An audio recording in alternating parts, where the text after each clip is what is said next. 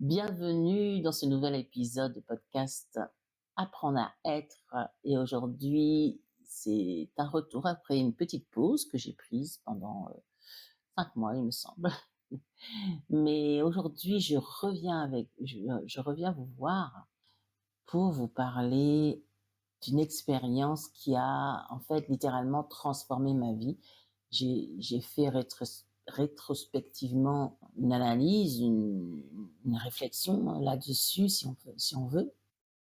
Une expérience à laquelle je ne m'attendais pas qu'elle soit aussi bénéfique pour moi. Et en effet, ce sont les constellations familiales, mais c'est plus particulièrement aujourd'hui, pour cet épisode, je voulais plus particulièrement vous parler d'être représentant dans des constellations familiales. Si vous voulez comprendre comment cette pratique peut être un outil assez puissant d'évolution personnelle, alors, c'est un épisode pour vous parce que je vais vous parler de mon expérience personnelle en la matière. Donc c'est parti. Donc en fait, c'est il y a plusieurs années, j'étais, comme beaucoup, hein, comme tout le monde, je pense, à un moment donné de sa vie, j'étais en quête de sens. Heu, je me posais ces grandes questions, du style, «Qui suis-je vraiment? Pourquoi je suis là? Quelle est ma mission de vie?» et cetera. J'avais beaucoup lu, fait de formations en ligne, sur la spiritualité, explorer différentes pratiques, mais rien ne m'avait vraiment bousculé autant que ma première constellation familiale. La première fois, en fait, que j'ai participé à une journée, hein, de constellation familiale, de le matin, de l'après-midi, il me semble, j'étais constellante. Je suis venue vraiment pour consteller, c'est-à-dire pour poser ma problématique j'avais même pas vraiment pensé au reste de la journée. Donc j'étais venue avec mes questions, mes blocages et cette journée a été vraiment une expérience profondément émouvante. En fait, avant de commencer la première constellation, qui n'était pas la mienne, j'allais passer en deuxième.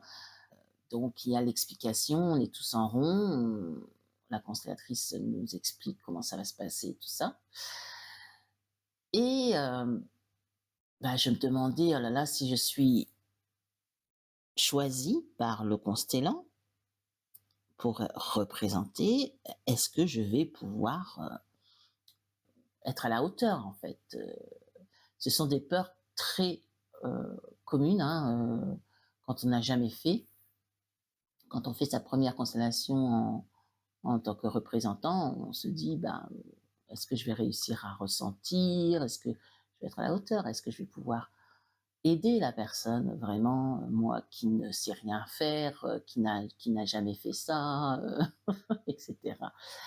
Et pourtant, la première constellation de la journée, j'ai été choisie par le constellant pour le représenter. C'est un homme. En tant que constellant, quand on choisit en fait, la personne qui va représenter nous-mêmes ou un tel de sa famille ou de son boulot ou autre, le sexe de la personne elle-même n'a rien à voir.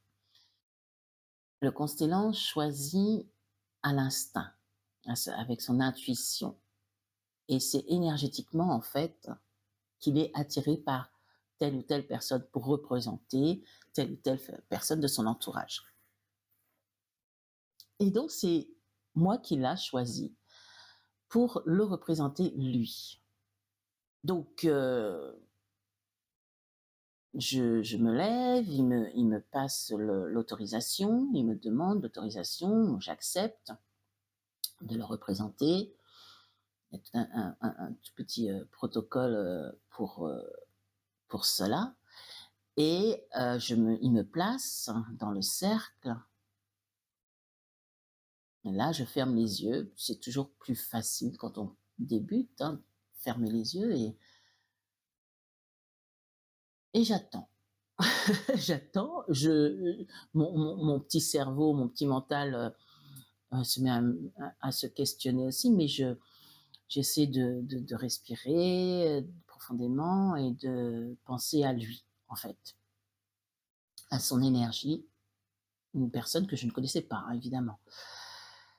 Et puis, il place les autres personnes et puis, en très peu de temps, en fait, mon corps a commencé à réagir. J'ai ressenti des choses dans mon corps, j'ai eu des émotions, au fur et à mesure de sa constellation, des émotions intenses qui sont montées à moi. J'ai pleuré énormément. À savoir que c'était un homme qui ne pleurait jamais, qui ne montrait jamais ses émotions. C'était aussi, heu, intéressant de voir que j'étais là, en fait, pour le libérer, pour pleurer pour lui, quelque part. En tout cas, c'est mon interprétation d'un côté de pourquoi il m'a choisi moi. Et donc, pendant toute sa constellation, j'ai ressenti tout ça, tous ces choses dans mon corps, ces sensations que je savais en fait que ça ne m'appartenait pas. Parce que 5 minutes avant, ben, j'avais pas ces sensations-là. Et c'était comme, un peu être 2 personnes. Moi, la Florence, qui observait, on va dire l'énergie de ce constellant évoluer et réagir à ce qui se passait autour de lui, par rapport aux autres représentants. Et c'était troublant, c'était puissant, c'était révélateur et tout de suite là, j'ai adoré. Je suis tombée amoureuse des constellations familiales. Alors pourquoi je vous raconte tout ça? Ben, pour vous expliquer en fait que moi, avec le temps, j'ai compris que rien n'est choisi au hasard dans la vie, mais aussi dans une constellation. Lorsque on est choisi, lorsque le constellant vient nous choisir intuitivement, pour représenter un tel ou un tel, ce n'est jamais anodin. Il y a toujours un lien, une résonance avec notre propre histoire. Parfois, c'est très subtil et parfois, c'est flagrant. Chaque rôle que j'ai incarné, que j'ai représenté, m'a renvoyé à une partie de moi, de ma vie, qui avait besoin d'être vue, d'être comprise, d'être libérée. Et que consciemment, avant, je, je n'en étais pas au courant. Et c'est ça la force d'être représentant dans les constellations, parce que on y va, on n'a même pas besoin de chercher en fait quelle est notre problématique du moment qu'on doit travailler pour évoluer. On y va et ça nous choisit. Donc on n'a même pas de prise de tête à se dire bon, est-ce que je vais travailler sur ça ou ça, chose que on doit faire quand on est constellant. Et ça nous vient. Donc si on imagine, si on pense qu'on a énormément de choses à travailler, en fait, pas tant que ça. À l'instant T, je parle, hein, à l'instant T. Donc faites une constellation, faites une journée de constellation, ou même une seule en tant que représentant, et si vous analysez bien après coup, vous comprendrez qu'est-ce qui est en ce moment problématique, on va dire, et que vous avez besoin de nettoyer ou de travailler tout simplement. Et donc avec toutes ces constellations, je ne sais même plus combien j'en ai faites en tant que représentante, j'ai vraiment guéri des blessures dont je n'avais même pas conscience avant, et des fois en plusieurs fois. J'ai développé aussi énormément mon intuition, mes capacités à ressentir, l'invisible. J'ai appris à faire confiance et à écouter mon corps qui est, comme tout à chacun, mon canal. Être représentant, c'est aussi un entraînement incroyable pour ouvrir ces perceptions extrasensorielles. Parce qu'au fil des constellations, j'ai commencé à capter des informations de plus en plus précises, de plus en plus claires, des images parfois, alors que je ne suis pas, je n'ai pas la claire vision vraiment, mais des fois j'ai eu des images, le plus souvent des mots et des sensations corporelles qui sont venus à moi. Et tout cela venait à moi sans que je les cherche. Et plus je pratiquais et plus cette connexion, elle s'affinait évidemment. C'est pour ça que aujourd'hui, bah, cet outil thérapie brève m'a tellement émerveillée, on peut dire, hein, que je suis devenue moi-même animatrice de constellations familiales. Et j'adore guider tout ce monde pour que les gens se libèrent de leurs blocages, de leurs traumas émotionnels, la plupart du temps, transgénérationnels ou karmiques ou que sais-je. Et même si je suis animatrice de constellation familiale, je continue à être représentante dans des constellations familiales d'autres personnes. Ben, évidemment, parce que ça m'apporte énormément aussi. J'aime ces 2 côtés, en fait. Donc, il y a beaucoup de personnes qui pensent en constellation familiale avec l'idée qu'il faut être constellant pour avancer. Mais la vérité, en fait, c'est qu'en tant que représentant, représentante, on travaille beaucoup sur soi, peut-être même plus. C'est possible. Donc, vous n'avez pas besoin, comme je vous disais, vous n'avez pas besoin de savoir, pas besoin de comprendre, juste d'oser faire l'expérience en fait. Et je peux vous garantir que vous en ressortirez, waouh, ben, convaincu. Parce que je ne sais pas combien de constellations j'ai fait en tant que représentante, mais j'ai jamais vu quelqu'un qui n'ait pas ressenti quoi que ce soit.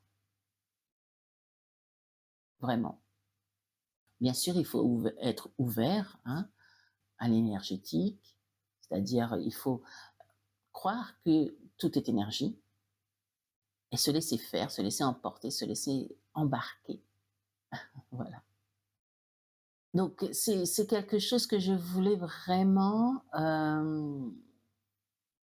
partager parce que pour moi, on a chacun, effectivement, on a chacun son outil ou ces deux, trois outils préférés d'évolution, de connaissance de soi, de développement personnel, hein. Et pour moi, je trouve que cet outil-là, représentant en constelle, est largement sous-estimé. Largement sous-estimé. Donc, si ça vous anime, je viens de vous raconter sur ma propre expérience, hein, eh ben, je vous propose de me contacter pour savoir quelle est la prochaine date de constellation familiale que je propose. J'en fais en présentiel et en ligne aussi, parce que oui, c'est peut-être pour certains difficile à comprendre, à croire, mais quand on sait que que l'énergie n'a pas d'espace-temps en fait, enfin d'espace-temps, d'espace de distance, je veux dire. Il y a des magnétiseurs qui font des soins à distance et ça fonctionne très bien. Eh bien, C'est possible aussi de faire des constellations familiales de groupe en ligne, de groupe ou individuel, mais là, je parle surtout de groupe pour être représentant et ça fonctionne. Mais je fais aussi en présentiel et c'est une autre atmosphère, c'est aussi très, très, très sympathique, vraiment. Donc si ça vous intéresse, ben, contactez-moi et je vous dirai quelles sont mes prochaines dates.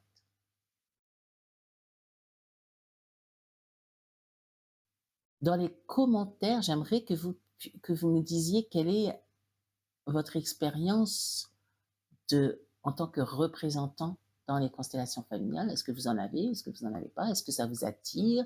Est-ce que vous n'osez pas? Ou oui, vous voulez? Parlons-en, j'adore ce sujet. Merci de m'avoir écouté jusque-là et à très bientôt.